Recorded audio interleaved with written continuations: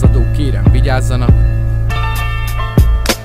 Kinyitom a szemem, a pupilla tágul, fogaid már rég a munkás, Szofitól sárgulna tágul. Igazán csak péntek este véres, hazajutsz ma éppen, na az a két esélyes ezrén. Látom orrodból kikarcol a kréta, na mi van lázadók, robbanjon az a rakéta. Hogy felérj a szintig, kevés lesz a létra, narkós kislányok számodra könnyű préda. Mikrofon kézbe, megéget a tűz, na mi van köcsög, most miért menekülsz? Barátnőd meg oda a szemedbe szűz, alkohol az, hogy minden gondot elűz. Már a tévében is tudod a létatét, de te úgy nyeled a szart, mint a Chardonnay-t. Élem az életem, de szólj bele, ha kérhetem. Ha nem bírsz magaddal, lerúgom a lépedet. Nézheted otthon nyugodtan a képeket, de jegyezd meg azt, hogy nekünk ez lételen. Ne add itt nekem a büdös kis kurváddal, hogy te is a kis csapatod mindennen túlszárnyal. Pörögtök az orrotokban, két utcával, de mi fegyverrel megyünk nektek, nem turbánnal. Élek ahogy élek, nem érdekel a véleményed. Leszarom, hogy az egészet nem érted. Neked beszélünk, nem érdekel, hogy még nem kérted. Ha problémád van, mondd csak mi a végzettség. Szabados se legy,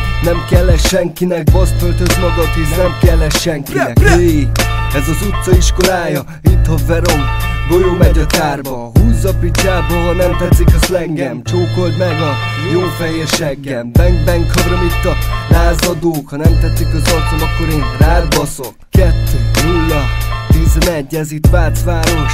Köcsög gyerek, nem hallod, hogy már hívnak a terek. Talán azért, mert már hatnak a szerek. Tedd azt, amit tehet, ásd el most magad, hisz az igaz szöveg a szívedből fakad. Kiakad a szem, tágul a pupilla, ne sírj tesó, hisz nem vagy te kurva.